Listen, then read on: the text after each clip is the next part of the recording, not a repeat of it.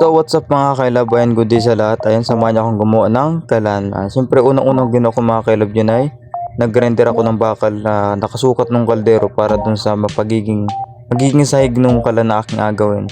So ayan, napakadali lang ito mga kailab, gawin nyo na kaysa kayo bumili ay gaaksaya lamang kayo ng pera. Napaka-basic lang nito. Siyempre unang-unang mga kailab, bakal, kasihang kaldero at saka semento, yun lang ang mga kailangan. Tsaka buhangin lupa. Yan, nagsukat na ako dyan mga kailab. And grinder ko na yan. Then after nun anay, nagsaliksik na kami ng buhangin ni Nining para hindi bumitak yung kalan na halo sa semento.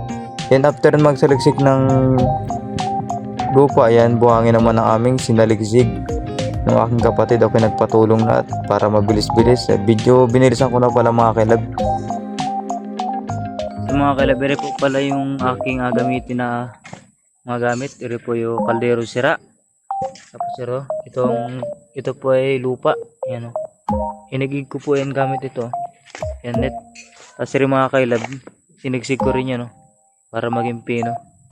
Tapos bumili ako ng 2 kilong semento.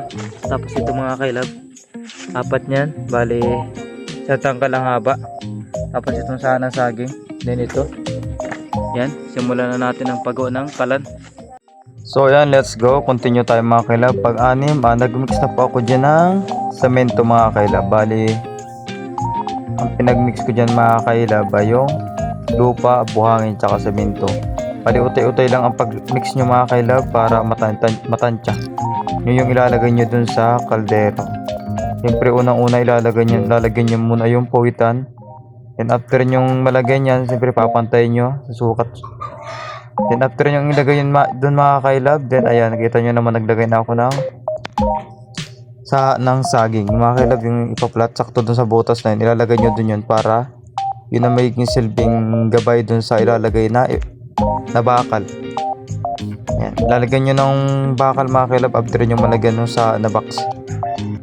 Yung pagkalagay ko nga dyan mga kailab ng ilang bakal, siguro nasa 6 ang nilagay ko dyan. Nagmix na ako, then after nun nilagay ko na yung bilog na then after nun mix na naman para naman matansya ko, kaya ganyan.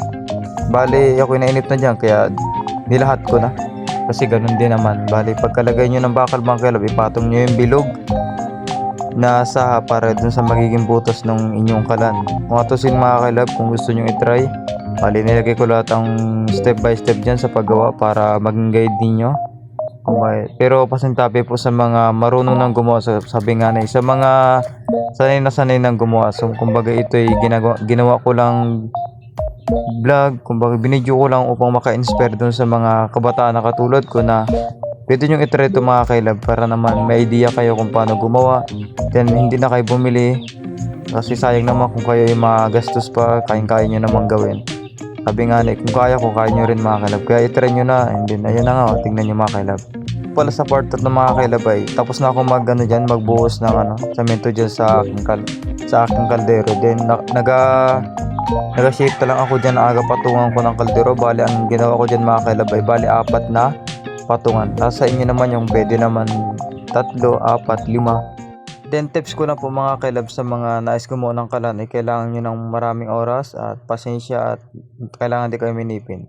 So yun mga kailab, yan lang, and then abangan nyo na lang yung magiging part 2 ko. Marami pa akong gagawin dyan. Thank you po sa support.